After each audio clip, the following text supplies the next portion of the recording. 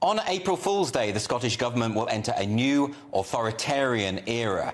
In a bid to eliminate hatred in Scotland, First Minister Humza Yousaf has pushed through his new hate crime laws, some of the most draconian legislation the country has ever seen. Citizens can be arrested for things they say in the privacy of their own home.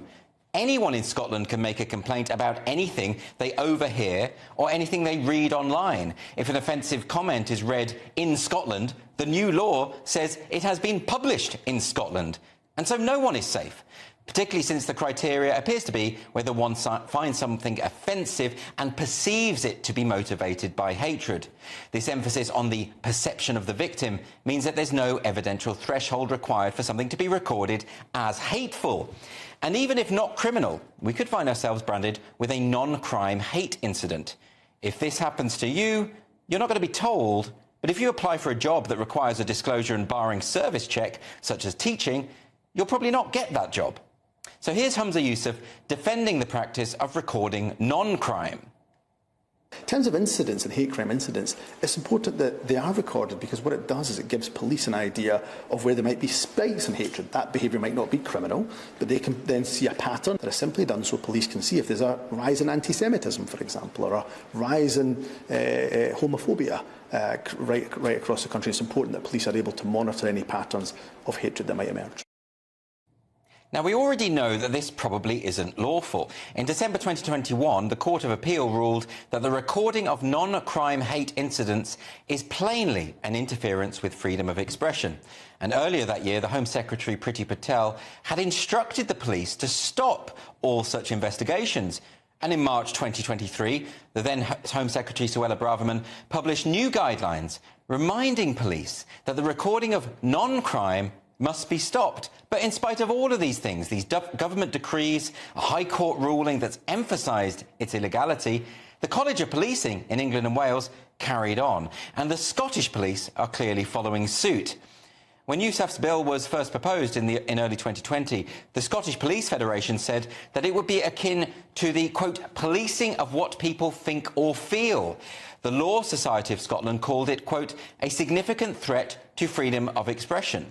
Roddy Dunlop QC warned that jokes about Scotsmen, Irishmen and Englishmen could fall foul of the law. And the SNP are making it very easy for people to snoop on their fellow citizens. They're setting up hate crime reporting centres, which include libraries, a mushroom farm in East Lothian and a sex shop in Glasgow. You can even report someone anonymously. What could possibly go wrong? The police have even created a mascot to promote their new law, a fluffy red hate monster who looks like a reject from Sesame Street. And this really does have to be seen to be believed. He'll make you want to have a go at somebody. A neighbour, somebody on the street, on a night out, security guy on the door, somebody in the chippy, your taxi driver. He'll make you want to vent your anger, just 'cause folk look or act different for you. The hate monster wants you to feel what you need to show. You're better than them. Well, I think that tells us an awful lot about the low regard in which the SNP hold the Scottish people. They treat them like children, basically. They think they ought to be coddled and protected from nasty words. Let's not forget, it was the SNP that attempted to assign a state guardian to every single Scottish child through its failed named persons scheme. And if they don't trust parents with their own children, why should they trust anyone to speak their minds? And the front cover of the Herald newspaper last week ran with this headline, police told to target comics under new hate crime law. So according to leaked training materials, police are to keep an eye on comedians and actors who might violate the section of the new law that covers the public performance of a play. When questioned in Parliament about this aspect of the bill a couple of years ago, Humza Yousaf claimed that it was feasible for the far right to stage a theatrical performance in order to stir up hatred. Now, I don't know any neo-Nazis myself, but I'm pretty sure they're not fans of amateur dramatics. And while the police in Scotland have claimed that they'll not target performers, this seems very much at odds with the training they've been receiving. An article for the BBC News quotes a lawyer claiming that performers and writers must trust to luck that they're not prosecuted, and that the police have pledged to investigate every complaint they receive. Well, thankfully, activists never make vexatious complaints to the police about their ideological opponents in order to silence them. Oh wait, actually they do, don't they? All the time. In fact, many have already boasted that they'll be reporting J.K. Rowling to the Scottish Police on the 1st of April for misgendering India Willoughby.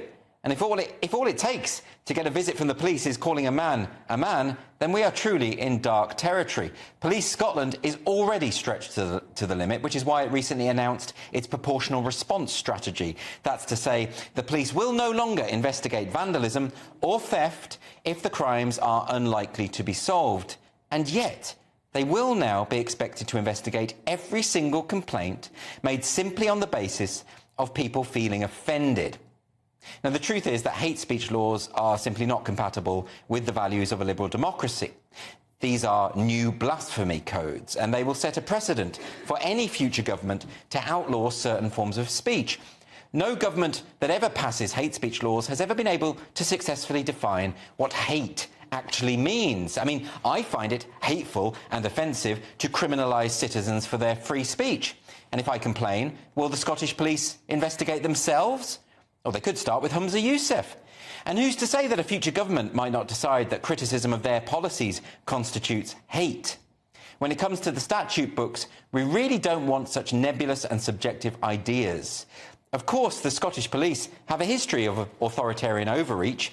In February 2020, a Freedom of Information request by The Times revealed that police in Scotland were keeping a database of objectionable gags posted online. An offensive joke may be reported by someone, a spokesperson said, but not amount to any criminality, so we would log this as a hate incident. In 2016, a tweet by Police Scotland Greater Glasgow, this was also on April Fool's Day, claimed that officers would be knocking on doors if citizens posted anything that was hurtful, illegal, untrue, unkind, or unnecessary. They failed to consider that if all unnecessary tweets were deleted, Twitter would cease to exist. The problem is that Scotland is essentially a one-party state. The SNP retain their stranglehold over the country because a substantial proportion of its citizens desire independence and are willing to overlook the party's myriad failings in all other aspects of governance. But it's becoming increasingly clear that with the SNP in power, genuine independence is the last thing the Scottish people are going to get. Instead, they've empowered a party with authoritarianism baked into its DNA, a party that seeks to control what its citizens say and think. This new hate crime law will doubtless be weaponised against people simply for holding opinions that the elite do not like. And even if such complaints don't make it all the way to court, this won't stop the police from invading your privacy, seizing your phones and your computers, and putting you on watch lists that may very well prevent you from getting a job. As many people have noted, the process is the punishment. And given that we know there are many activists within the Scottish police force now emboldened by the state, things are going to get a whole lot worse after this new law comes into effect on April the 1st. So speak freely while you can. You've got a couple of days left. And after that, the police will be cracking down on anyone who knows the difference between men and women and is willing to declare it out loud. To give just one example. Although it has become a cliché to cite George Orwell's 1984 in such circumstances, that's only because it is so apposite. The party told you to reject the evidence of your eyes and ears. It was their final, most essential command.